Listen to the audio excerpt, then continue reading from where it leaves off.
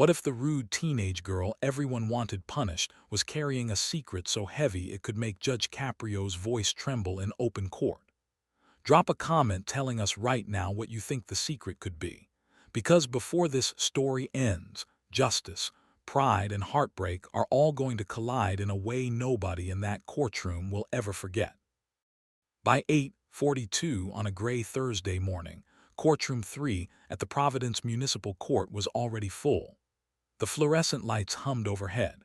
The old radiator ticked against the wall like it had its own opinion. A woman in a red raincoat whispered to her husband. A teenager in scuffed white Air Force One stood near the back with her arms crossed so tightly it looked like she was holding herself together by force. Hit that subscribe button if you believe the truth in a courtroom is rarely what it seems in the first 5 minutes. Her name was Ava Morales. She had just turned 18 on September 28, 2025. She wore a faded black Nike hoodie under a light-wash old navy denim jacket, the sleeve cuffs tugged halfway over her hands. Her dark hair was tied back in a loose knot that kept falling apart. A cheap silver chain hung at her throat, and the chipped navy polish on her nails made her hands look older than the rest of her. She did not look scared. She looked annoyed. Like she had somewhere better to be than standing in front of a judge with 3 citations and a room full of strangers watching her. That alone made people dislike her. And in a courtroom, the first impression can feel like a verdict before the judge ever opens his mouth. Like this video, if you believe attitude can hide pain just as often as it reveals guilt. Share this with someone who needs to see what real compassion looks like when the facts finally come out. The clerk called the case in a voice flat from repetition. Case number MC 251184, City of Providence versus Ava Morales. Charges include operation of an unregistered vehicle, driving with a suspended license, and leaving the scene of property damage. Ava stepped forward without hurrying. She did not smooth her clothes. She did not straighten up. She did not put on the polite mask most people wear in front of a judge. She just stood there and said, "Yeah, that's me." A ripple went through the gallery. Judge Frank Caprio looked over his glasses. He had seen bravado before. He had seen sarcasm, entitlement, panic, fake tears, real tears, and every blend in between. But there was something different in the way Ava carried herself. Her chin was lifted, but not with confidence. Her shoulders were set, but not in defiance alone. It was the posture of someone expecting a blow before it lands. Still, nobody in the room read it that way at first. The prosecutor, Assistant City Solicitor Mark DeLuca, rose from the table and summarized the case in clean, clipped language. On September 14, 2025, at approximately 11:16 p.m., a silver 2008 Toyota Corolla with expired Rhode Island plates struck a residential mailbox on Burnside Street, clipped the side mirror of a parked delivery van, and continued driving west without stopping. 22 minutes later, Providence police officer Liam Donnelly initiated a traffic stop at the intersection of Broad Street and Potters Avenue. The driver, Ava Morales, was found operating on a suspended junior hardship license and could not provide valid registration or proof of insurance. It sounded simple. Too simple. "Miss Morales," Judge Caprio said in that calm voice that could steady a room or expose it, "how do you plead?" Ava shifted her jaw. "I don't know, guilty enough, I guess." That line got a few low chuckles from the back. Not friendly chuckles, the kind that say, "Here we go." Judge Caprio did not smile. "That's not how this works." "Then just put whatever you were gonna put," she said. "I gotta leave soon." The room tightened. A man in the second row whispered, "Unbelievable." And just like that, Ava Morales became the villain of the morning. Drop a comment telling us if you've ever seen someone walk into trouble already expecting the worst, because that was exactly how this girl looked. And nobody knew yet that every second she spent in that courtroom felt like a clock running down somewhere else. Judge Caprio folded his hands. "You are 18 years old. You have 3 charges in front of this court. A woman says her property was damaged. Another person says he lost income because of what happened that night. An officer says you were disrespectful during the stop. So if you're in a hurry, young lady, I suggest you use that time to tell me something useful." For the first time, Ava's eyes flicked up sharply. "Useful," she said. "Useful is not gonna change the ticket." "You'd be surprised," Judge Caprio replied. That was the first line people would remember later. The prosecutor called Officer Liam Donnelly. He was 34, broad-shouldered, clean-shaven, in a dark blue uniform pressed so neatly it looked starched into place. He spoke with the careful precision of someone who had been trained to keep emotion out of facts. "I observed the vehicle traveling faster than conditions recommended for the neighborhood street," he said. "Rain had just started. I then received a dispatch regarding minor property damage and a possible hit-and-run. The plate matched the vehicle I later stopped." "Describe the driver's demeanor," DeLuca asked. Officer Donnelly hesitated just enough for the room to notice. Dismissive, argumentative, refused basic questions initially. "Did she offer an explanation for leaving the scene?" "She said, and I quote, 'Maybe if people worried this much about real emergencies, the city wouldn't be such a mess.'" More whispers, more disapproval. Judge Caprio looked back at Ava. "Did you say that?" She shrugged, "Probably." The judge leaned back. "Why?" "Because it was true. That did it." The woman in the red raincoat let out an audible breath like steam from a kettle. A younger man near the wall muttered, "Lock her license up." Even the clerk, Angela Russo, stopped typing for half a second and looked over the top of her screen. Ava didn't seem to care. But if someone had been close enough, really close enough, they would have noticed her right thumb rubbing raw at the corner of her sleeve. Again and again. A tiny, frantic motion. The only crack in the armor. The prosecutor requested that a portion of the officer's body cam footage be played. Judge Caprio allowed it. The screen mounted near the witness box flickered to life. Rain-speckled streetlights. A silver Corolla idling at the curb.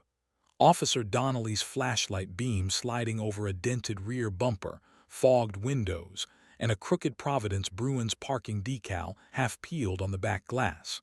When Ava opened the driver's side door, she looked even younger on the video than she did in person. "You know why I stopped you?" the officer asked. "Nope." "Your vehicle matches a report from Burnside Street. Step out, please."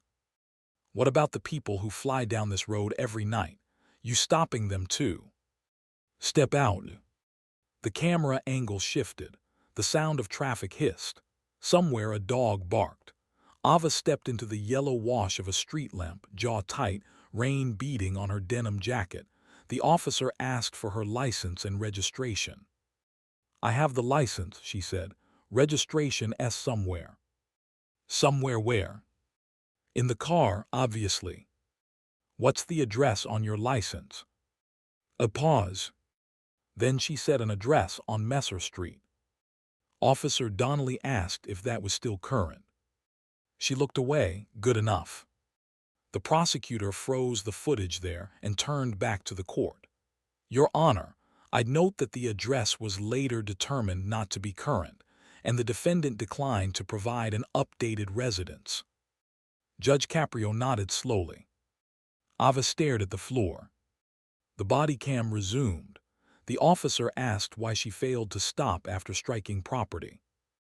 "You don't know what happened," Ava said. "Then tell me." "No." "Do you have anyone else in the car?" That question landed strangely in the room because on the video, Ava's whole body reacted. Just for a second. Her head snapped toward the back seat. The movement was so fast it might have been missed if the footage wasn't paused there, the frame filled with the shine of rain on glass and the shape of blankets in the rear.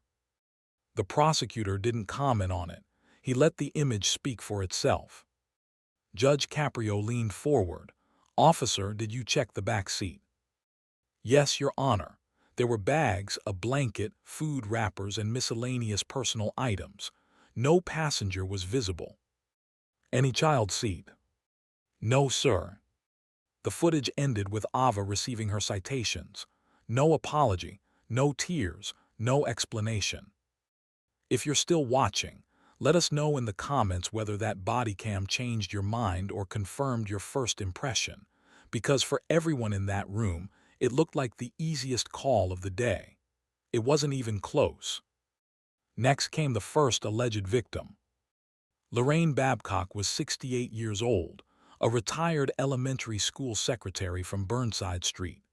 She wore a beige cardigan with pearl buttons, navy slacks, and a wrist brace on her right arm. She walked carefully to the stand, carrying a folder thick with repair estimates and medical papers. "Mrs. Babcock," DeLuca said gently, "tell the court what happened."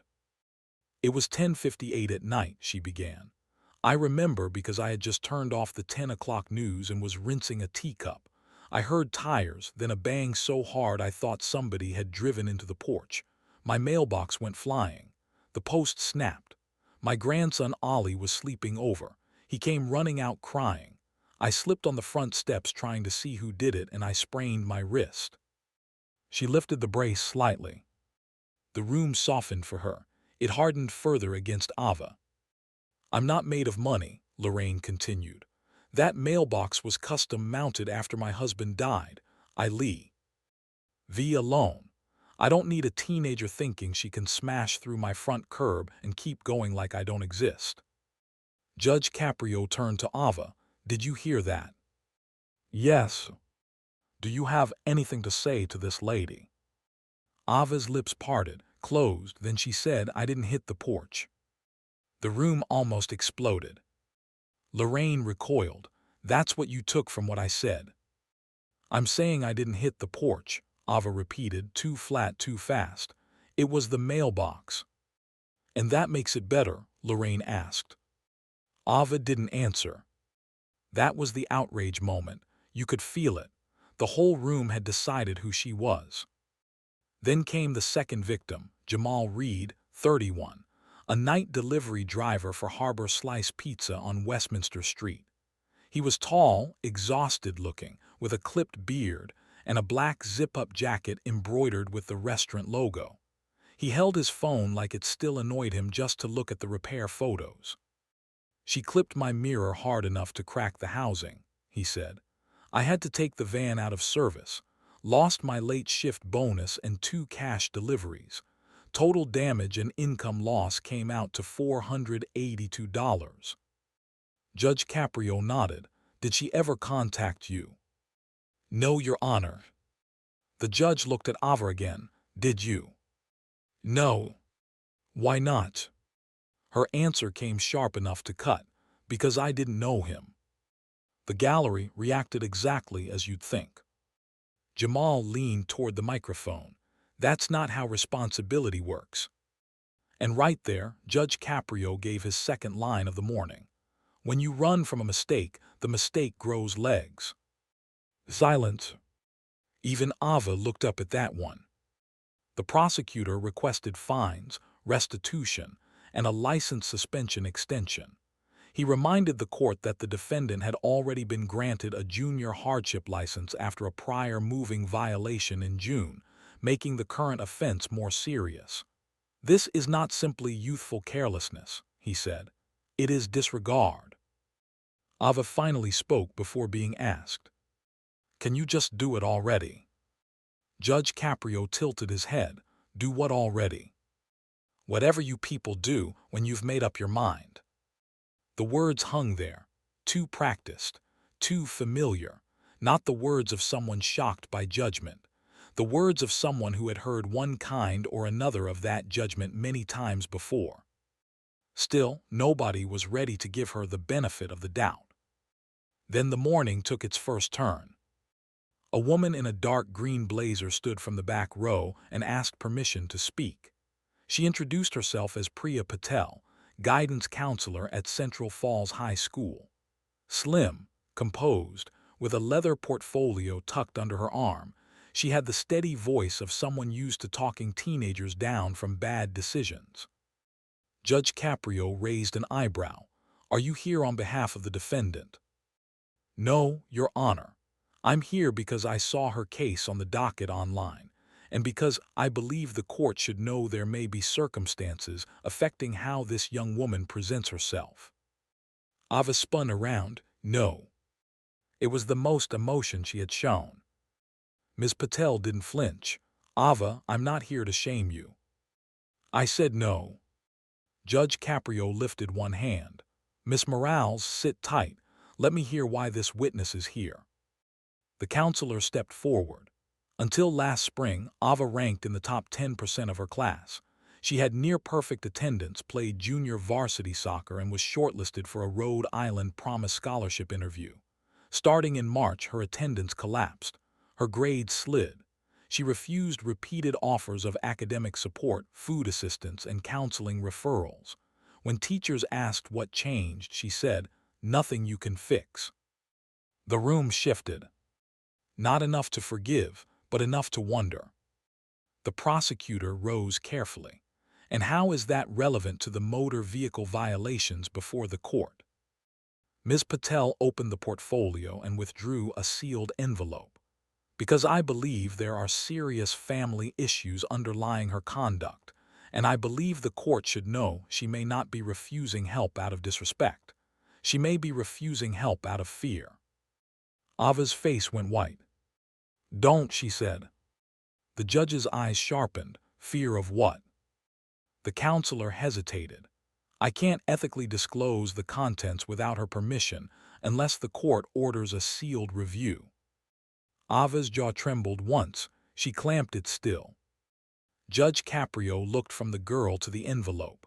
"Miss Morales, do you object to my reviewing this privately?" "Yes." "Why?" "Because it's my business." The prosecutor said, "Your Honor, unless there is a legal reason." "I know the law, counsel," Judge Caprio said, not unkindly. Then he turned back to Ava. "Young lady, right now the only business before me is whether I understand the full story or sentence you based on the little I know. Choose carefully." Her eyes flickered, not angry now, cornered. But she said nothing. Hit that subscribe button if you've ever seen the exact moment a courtroom sent. Ops being about a ticket and starts becoming about a life. Because what happened next cracked this case open wider than anyone expected. Judge Caprio accepted the envelope for limited sealed review. He opened it. His expression did not change at first. That was the thing about him. He knew how to keep a courtroom from reading his face before he had finished reading the facts. But when he reached the second page, his right hand paused. Only paused. For most people, that would have meant nothing. In that room, it meant everything. He looked up at Ava. "Are you currently living at the address on your license?" "No." "Where are you living?" She stared at the table. "Miss Morales, answer the question." "I move around." "With whom?" No answer. The judge folded the papers back into the envelope, slower this time. "Do you have a parent or guardian present in the building?" "I'm 18. "That was not my question." "No." The counselor inhaled softly, like she had expected that answer but still hated hearing it. The prosecutor, sensing movement under the surface, asked to call another witness officer Donnelly had mentioned in his report, Carmen Ellis, a family services case coordinator with Rhode Island Community Outreach, who had been contacted by the school weeks earlier. Carmen Ellis came forward wearing gray slacks, flats, and the exhausted eyes of a person who carried too many family crises on one phone. She explained that she had attempted 3 wellness visits connected to Ava's school referrals, but had never successfully completed an intake. "Why not?" the judge asked. "Because the youth would not provide a stable residence," Carmen said. "We had reason to believe younger dependents might be involved, but nothing was confirmed."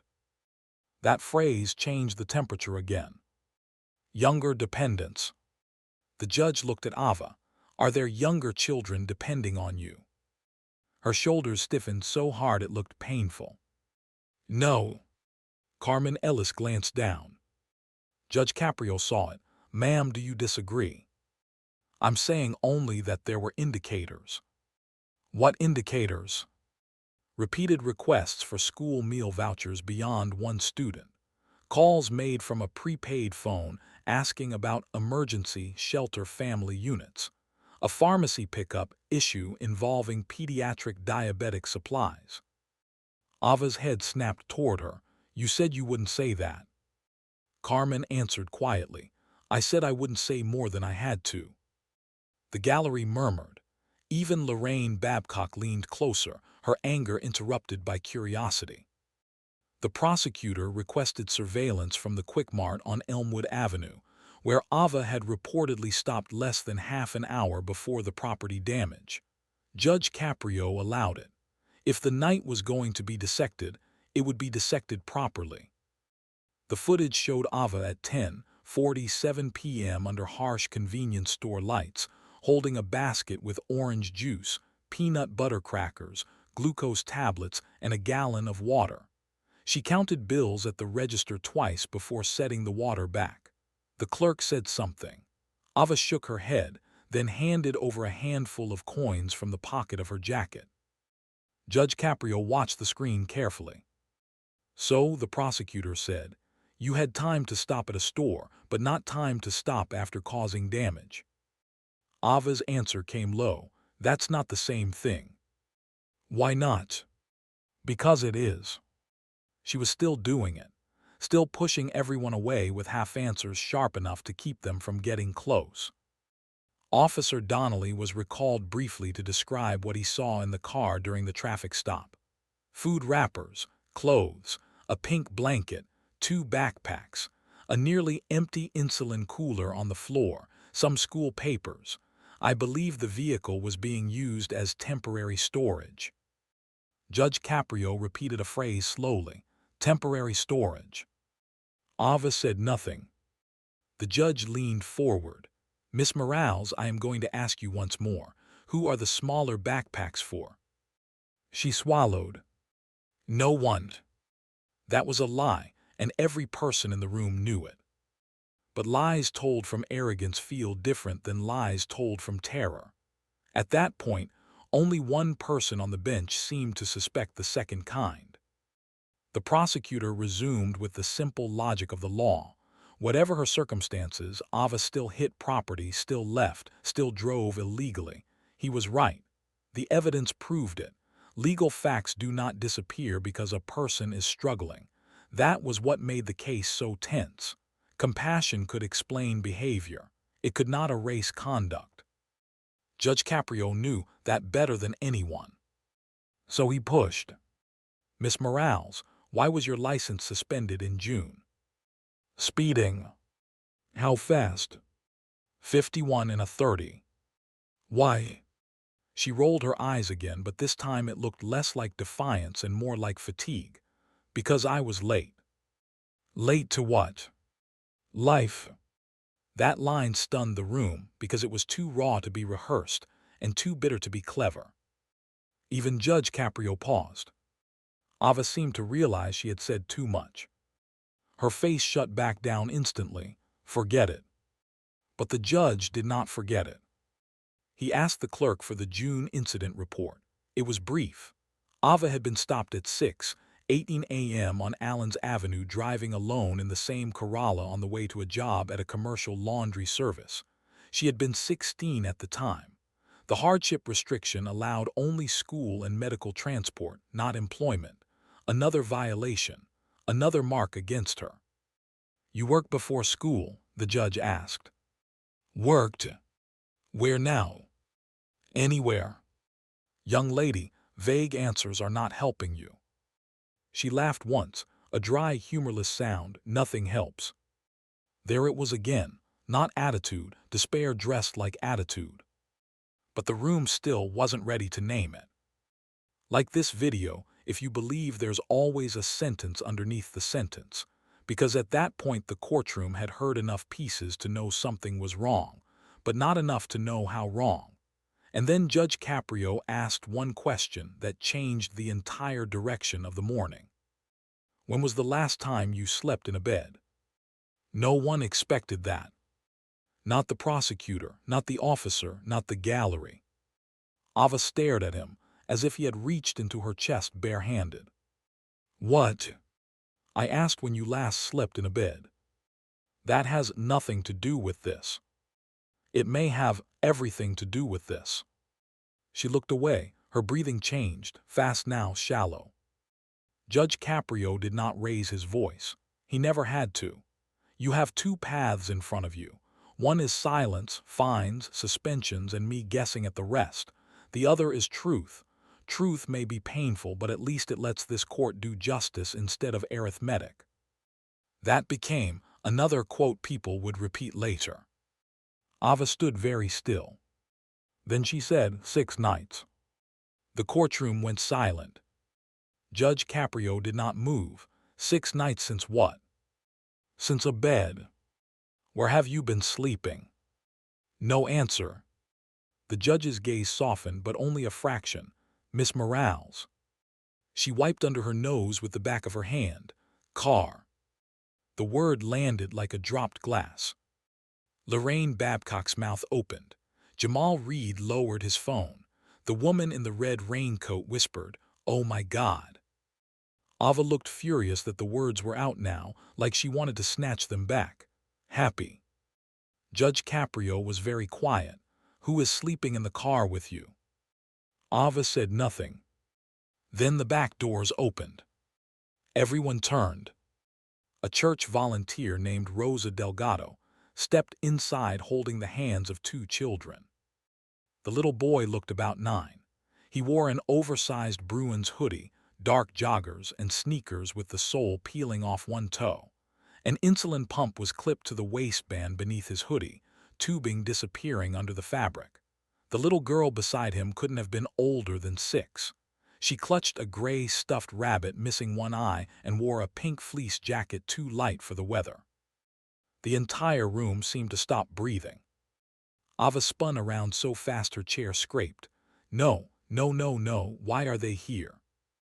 Rosa Delgado, 52, silver cross at her neck, looked ashamed and determined at the same time. I'm sorry, Mija. Mateo got scared. He heard where you were and would not stop crying.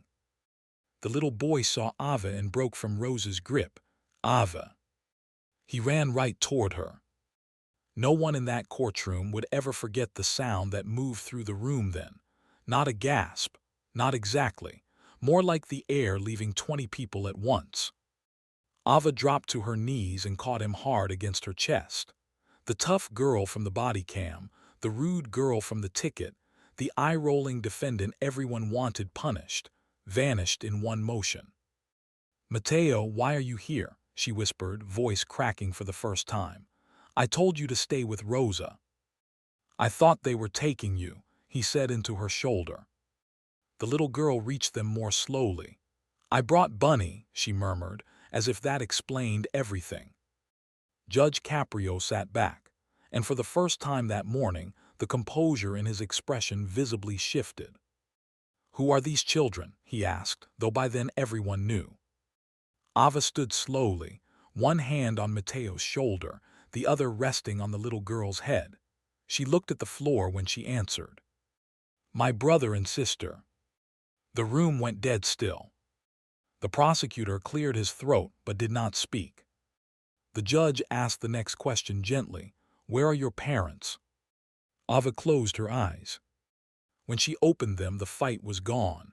Not all at once, not dramatically. It just seemed to leak out of her like something too exhausting to keep holding. Mom died in March. The little girl tightened her grip on the rabbit. Father, the judge asked. Mine left when I was 4. And theirs?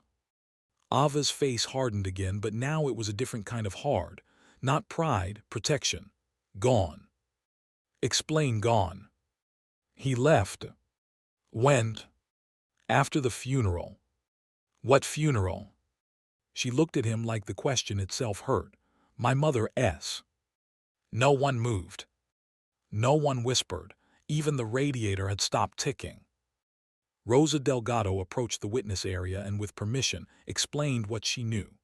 Ava's mother, Daniela Morales, had died of metastatic cervical cancer on March 3, 2025 at Rhode Island Hospital. She had worked nights as a nursing assistant until treatments made that impossible. After her death, the stepfather, Vincent Harlan, collected what cash remained in the apartment, sold electronics, and disappeared within 2 weeks. He was not the biological father of Ava, but he was the father of Mateo and Sofia. There had been arguments before he left, loud ones, enough that neighbors had called police more than once. No formal charges had stuck. Ava had stayed. Of course she had stayed. She was 17 then. Judge Caprio's voice dropped. Who has legal custody of these children? Ava shook her head. Nobody. I mean, technically him maybe, but he's gone. Carmen Ellis from Family Services closed her eyes briefly. It was the expression of a professional seeing the exact disaster she had feared.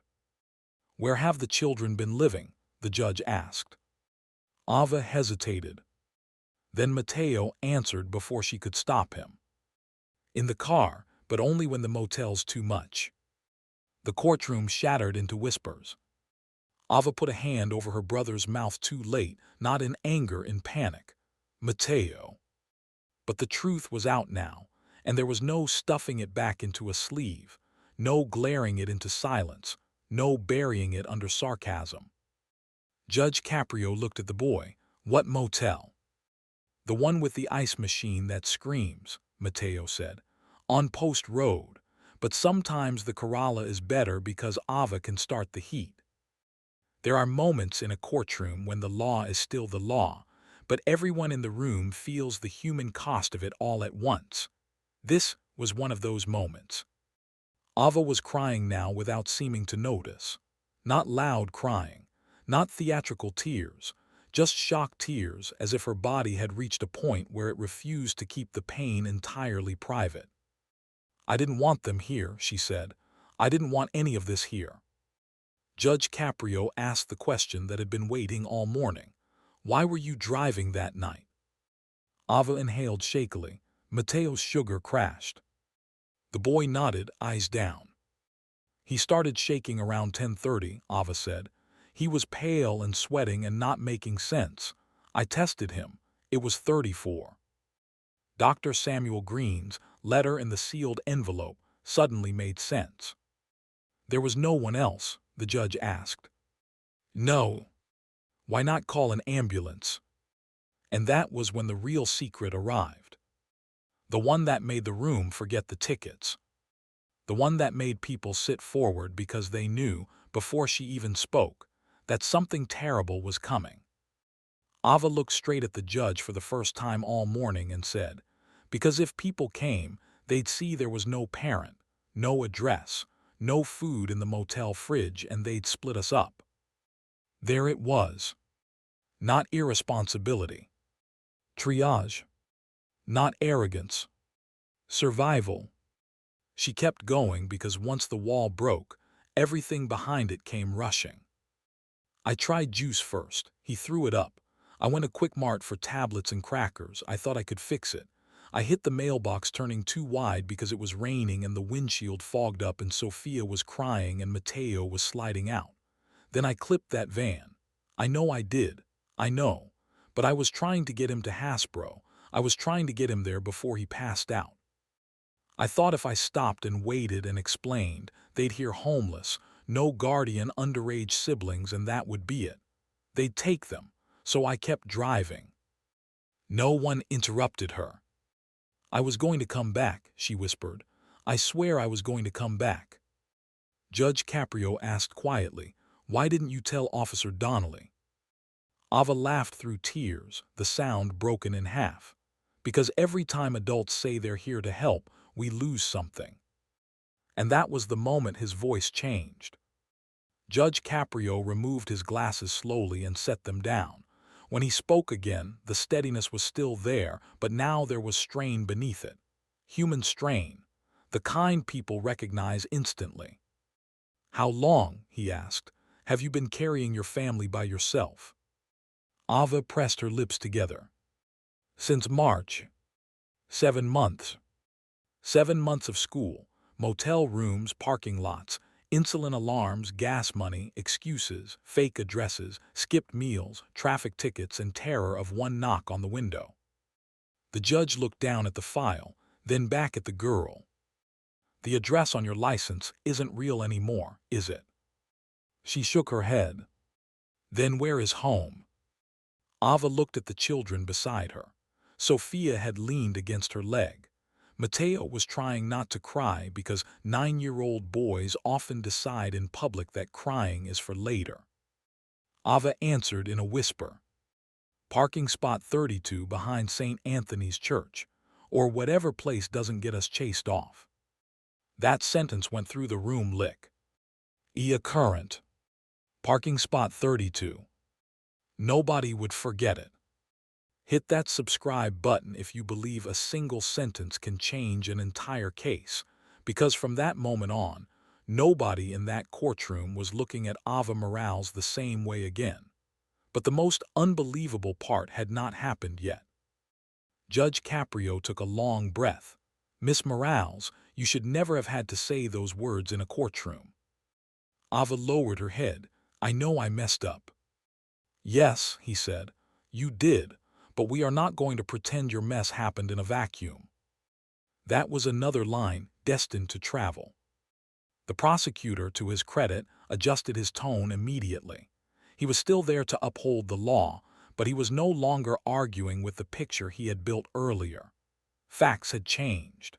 Context had arrived. He requested a brief recess so the city could review the newly disclosed circumstances, including the presence of minors and the medical urgency. During that recess, the room transformed. Lorraine Babcock no longer looked offended. She looked shattered. Jamal Reed stared at Ava as if replaying every assumption he had made since walking in. Officer Donnelly stood with his hands on his belt, jaw tight, visibly revisiting the traffic stop in his mind. Rosa Delgado sat with Sophia in the front row while Mateo sipped apple juice from a courthouse vending machine. The child's hands shook slightly. Angela Russo, the clerk who rarely broke court posture, found paper and crayons from somewhere and slid them to Sophia without a word. Judge Caprio remained on the bench longer than judges usually do during recess, flipping through the sealed packet, the traffic report, the officer's notes, and the school records. Every now and then he glanced toward the children. That glance said more than any commentary could. When the session resumed, the case became something larger than punishment. The prosecutor asked permission to reopen the evidence and introduce 2 additional items. A letter from Dr. Samuel Green of Hasbro Children's Hospital confirming that Mateo Morales had type 1 diabetes, with a recent history of severe nocturnal hypoglycemic episodes, and a pharmacy report showing delays in insulin refill authorization due to lapsed insurance after Daniela Morales' death. Ava looked like she wanted to disappear. Judge Caprio asked, "Did you know about these paperwork delays?" "Yes." "How were you paying for supplies?" "Cash, sometimes church help, sometimes not."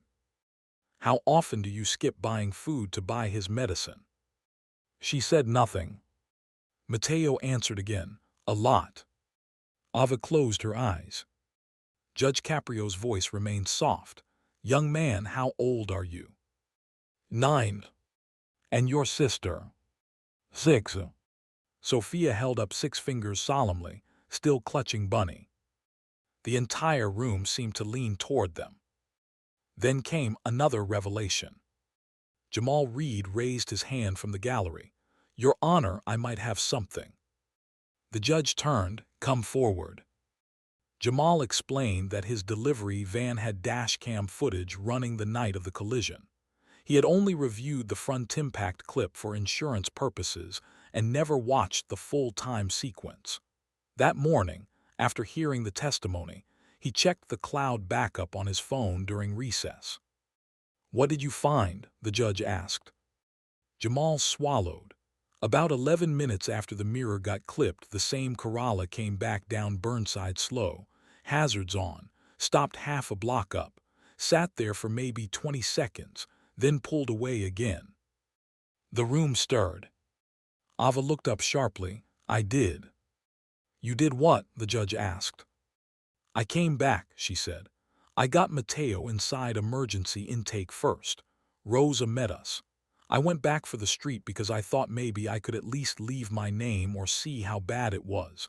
But there were police lights near the corner by then and I panicked. I thought if they ran the plate there, they'd be waiting at the hospital, so I left." Jamal nodded slowly. "The dashcam shows hazards. She wasn't speeding then."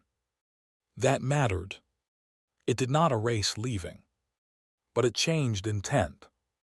Assistant City Solicitor DeLuca stood silent for a beat, then said, "In light of that footage, the city is willing to reconsider the characterization of full flight from the scene."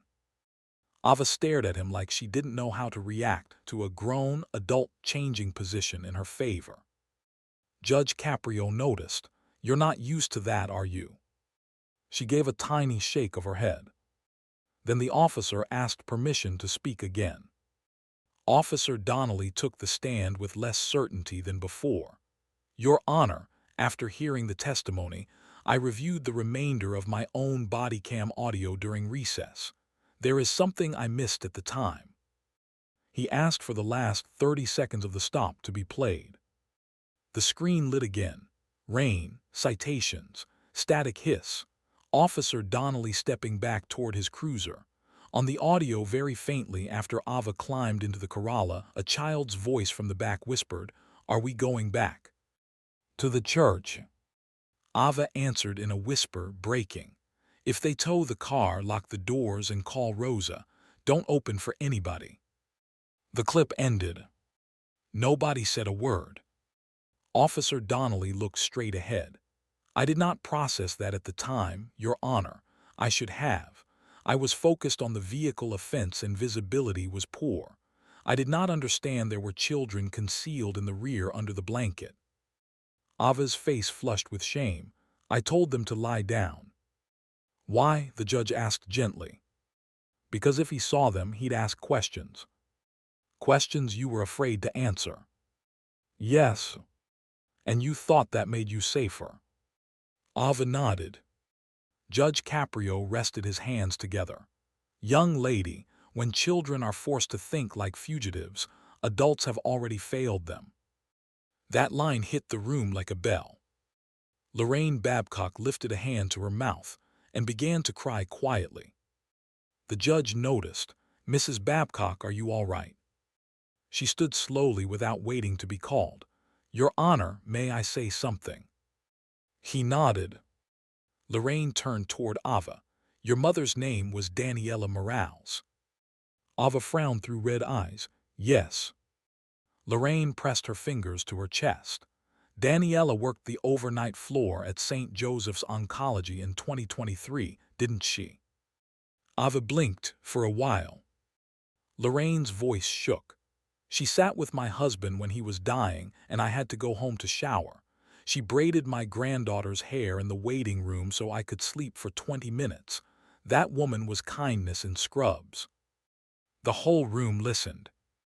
Lorraine looked at the girl beside the children and seemed to see not a stranger, but the shape of someone she should have recognized sooner. "You have her eyes," she whispered. Ava broke again. The older woman wiped at her cheeks angrily, as if furious at herself for ever having spoken with such contempt. "I came in here wanting every penny. I'm still owed for the damage, yes, but I need the record to show I was wrong about one thing. I thought this girl kept driving because she didn't care. She kept driving because she was carrying too much." Then she turned to the bench. "I want restitution if it can be worked out reasonably, but I am withdrawing any request for punitive treatment." It was the first mercy offered that day. It would not be the last. Like this video if you believe forgiveness hits harder when it comes from someone who was genuinely hurt. And tell us in the comments whether you think you could have done what Lorraine did in that moment, because not everybody can. The judge thanked her and then looked toward Jamal Reed. Mr. Reed. Jamal rubbed his palms together. I still lost money, Your Honor, but if the court is setting something up, I can work with a payment plan. I don't want her crushed. I want her steady. That was the second mercy. The prosecutor modified the city's position again. The charge would remain, but the city now requested a hardship-focused resolution rather than an extended suspension, given the disclosed medical and guardianship realities, pending coordination with family services and housing support. And just when it seemed like the courtroom had reached the deepest point of revelation, there was more. Because crisis always has layers. Carmen Ellis from Family Services asked to clarify the legal risk. Your Honor, because minors are present and there is no formal guardian, my agency is now obligated to open an emergency review. I want the court to know that does not automatically mean removal, but it does mean this family cannot leave today without immediate placement planning. Ava went rigid. No, she said instantly. No, you said. I said I would try to help keep them together, Carmen replied. I still will. They'll take them. Only if there is no safe interim arrangement. Ava's panic was immediate and total now. The old sarcasm was gone. This was plain fear, animal fear. Her breathing sped up. Mateo grabbed her hand. Sophia started crying because children always understand panic, even when they don't understand paperwork. Judge Caprio stepped in before the room spiraled. Miss Morales, look at me. She didn't. Look at me. She did. No one is taking those children out of this room by surprise. Not on my watch. Do you understand? The words steadied her just enough to breathe. Then Rosa Delgado lifted a hand. I can take them. Carmen turned. Do you have space? I have a 2-bedroom in Cranston. My niece moved out in July. The children already know me. Ava has been too proud to ask for more than a few nights at a time, but the room is there. Ava shook her head immediately. I can't dump them on you. Rosa answered with the bluntness only loving adults are allowed. Mija, they have already been dumped on you. That cracked half the room right open. Judge Caprio asked Carmen if Rosa could serve as an emergency kinship placement pending review. Carmen said yes, if the home cleared same-day assessment and Ava consented. The girl looked too. Aren in half. She wanted help, she distrusted help, she needed help, she hated needing it. That inner fight was written all over her face. Then Priya Patel stepped forward again with one final document. Your Honor, there is another letter. It was in Ava's school file because she asked me to hold it until she decided whether to use it. Ava looked up sharply. No. Use what? Judge Caprio asked. The counselor held up a cream envelope, corners worn from being opened and closed many times. A scholarship letter from the Rhode Island Promise Futures program. Ava was offered a deferred slot in a 2-year nursing pathway based on her grades and recommendation history. The room murmured again.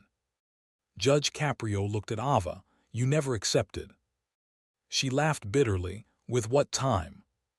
Why didn't you tell anyone? Because people hear scholarship and think problem solved. A scholarship doesn't watch your sister overnight. It doesn't put gas in a Corolla. It doesn't stop a diabetic kid from crashing at 10:30 at night. Every sentence was a bruise. The judge nodded slowly. No, it does not. Then Priya Patel added the detail that nearly broke the room for good. She also brought me a personal letter written by her mother in hospice. She asked me never to open it unless she failed to show up for school for 30 consecutive days. Ava looked stunned. What? Priya's eyes filled. Your mother left it with the hospital social worker. It was transferred through proper channels. I think you were never told because the file routing got delayed when your address changed. Judge Caprio asked if Ava wanted it read privately or aloud. The girl could barely speak. I don't know. Rosa put an arm around Sophia. Mateo stared at his sneakers. After a long pause, Ava whispered, aloud. Priya unfolded the letter with careful hands. My sweet Ava, she read, voice trembling, if this letter is being read, then life has been cruel enough to make you carry more than I wanted for you. Listen to me now. Being the oldest does not mean being the only one. You are not failing if you ask for help. You are not weak if you cry in front of your brother. You are not responsible for every storm. Keep the children together if you can, but do not drown trying to be a bridge all by yourself. Find the good adults. They exist. Make them earn your trust if you need to, but let them help you. And if anyone ever tells you your sharp tongue means you have a hard heart, do not believe them. I know what that sharpness is. It is fear trying to sound brave. Priya had to stop. The courtroom was gone at that point, gone in the best and worst sense. Every neat line between defendant and audience had dissolved. Angela Russo was openly wiping her face. Jamal looked down. Lorraine had both hands over her mouth. Officer Donnelly's stare was fixed on the far wall because sometimes that is how people keep themselves composed. Judge Caprio waited until Priya could continue. Tell Mateo I know he is stronger than his small body sometimes feels. Tell Sophia Bunny must be kept clean because hospitals are germ factories. And you, my girl, if you ever stand in front of someone with power over your life, tell the truth before the fear teaches you to hide from the wrong people. Priya folded the letter. Nobody spoke. Ava had her head bowed so low her hair hid her face, and her shoulders shook with quiet, uncontrollable grief. Mateo pressed into her side. Sophia wrapped the one-eyed rabbit around Ava's leg like it was offering comfort too. Judge Caprio cleared his throat. When he spoke, his voice did tremble. Not dramatically. Not for show. Just enough that everybody heard it. Your mother sounds, he said softly, like an extraordinary woman. Ava nodded without looking up. And I suspect, he added, voice still unsteady, that she would want you to know you do not have to audition for mercy. That line would become the one people quoted most. Share this with someone who needs to hear that sentence. Seriously.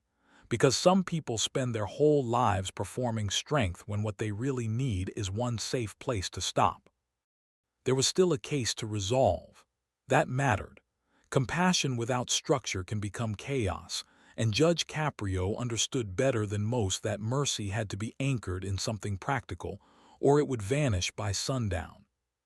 He began rebuilding the case from the ground up. First, the leaving the scene count. In light of the dashcam footage showing Ava's attempted return and the confirmed medical emergency involving a minor dependent, the city agreed to reduce the severity of the allegation. It would remain a failure to stop offense, but not be treated as deliberate abandonment. Second, the suspended license issue.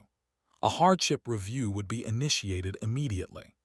Judge Caprio ordered the clerk to connect Ava that day with a DMV advocate and a pro bono legal services intake for emergency guardianship and hardship transport permission. Third, restitution. Tian. Lorraine Babcock's repairs totaled $216 after insurance. Jamal's out-of-pocket loss, after his employer's internal coverage, stood at $179. Judge Caprio asked whether either party would accept structured repayment tied to Ava's employment status rather than immediate collection. Both agreed. Then came the unexpected compassion moment from the least expected person. Officer Donnelly asked to speak off the witness stand but on the record. Your Honor, I can't undo what I missed that night, but I'd like the court to know that my wife works with a community pantry in Pawtucket, and I can personally connect this family with emergency diabetic supply resources and winter bedding today if they consent. Ava stared at him in disbelief. He met her gaze. I'm still the officer who wrote the ticket. That part's true. But I'm also the guy who didn't hear the child in the back seat when I should have. So let me do one thing better than I did it then. That was not absolution. It was accountability, and people recognized the difference. Judge Caprio nodded. That is how responsibility should sound. Then he turned back to Ava. Young lady, I'm going to tell you something and I want you to remember it. A person can be wrong and still be worth saving. Those are not contradictions. Ava wiped her face hard with both sleeves. I know I was wrong. Yes, he said. And if all I do today is punish you for the wrong without recognizing the burden behind it, then I'll be wrong too. You could hear people breathing again, slowly, as if the whole room had been underwater. But the final twist was still waiting. Carmen Ellis stepped forward with her phone. During the hearing, one of her colleagues had run a records cross-reference on Vincent Harlan, the missing stepfather. There was a fresh development. An outstanding warrant had been issued in Connecticut 2 weeks earlier for check fraud and unlawful conversion, involving survivor benefits linked to Daniela Morales's account. Ava looked up sharply. What? Carmen nodded grimly. He may have been cashing benefits intended for the children. That revelation changed everything again.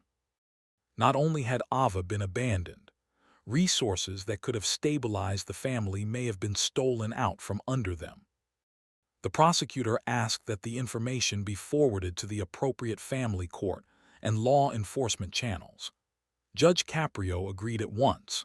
He also noted that any sentencing should consider the likelihood that the defendant had been operating under conditions created not just by grief and poverty, but by fraud and parental abandonment.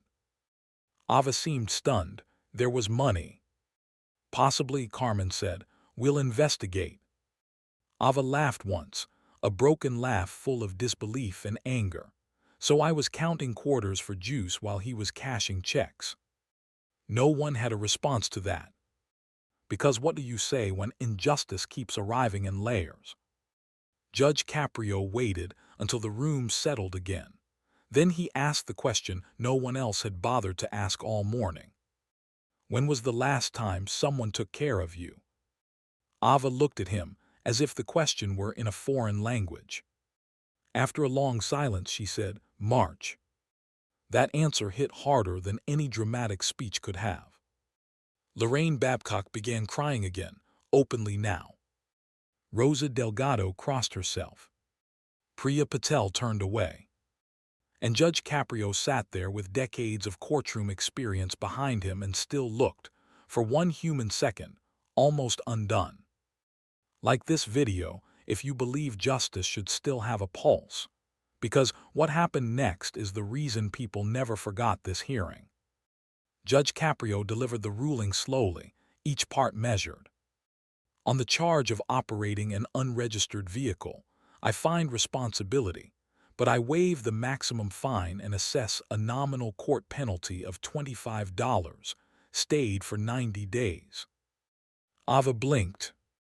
On the charge related to leaving the scene of property damage, in light of the defendant's attempted return, the medical emergency, and the city's revised position, I convert the matter to a reduced civil infraction with mandatory restitution but no punitive surcharge. Ava looked like she didn't trust her own ears. On the charge of operating while suspended, I find technical responsibility. However, I will not extend the suspension today. Instead, I order immediate hardship review coordination, emergency legal referral, and proof of compliance within 30 days. This court will retain jurisdiction for follow-up. The prosecutor nodded. The clerk typed rapidly. Judge Caprio continued.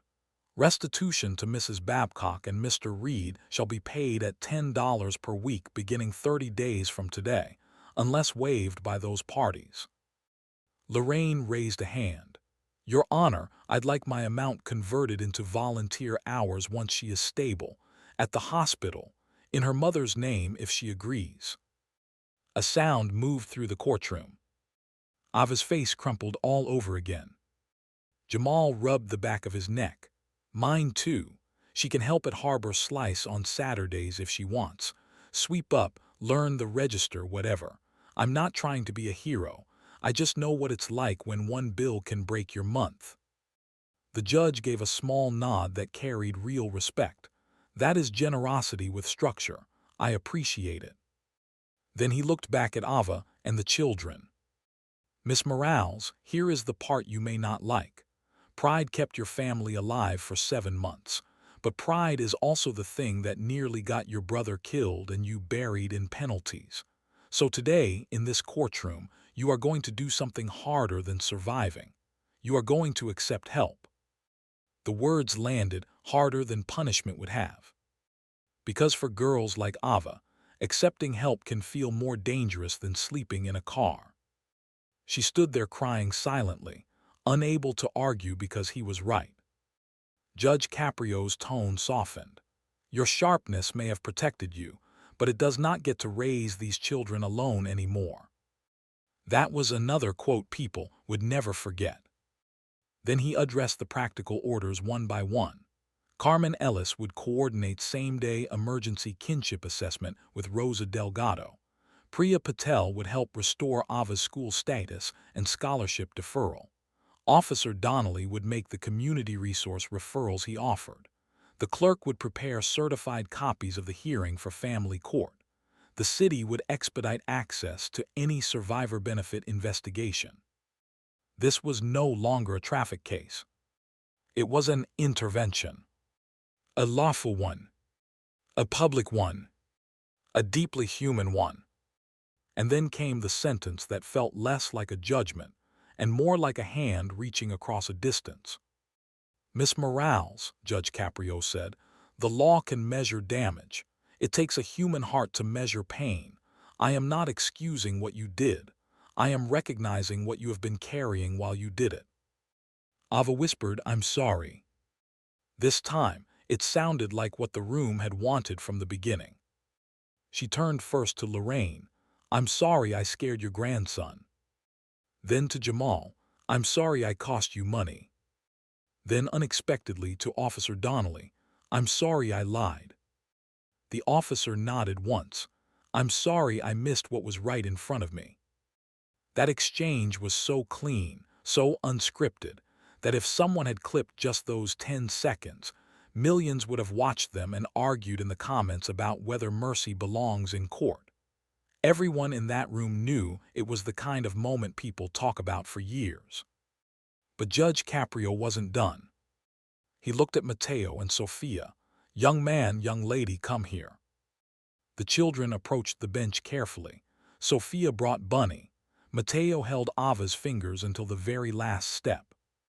The judge leaned down slightly. Your sister has been very brave. Mateo nodded hard.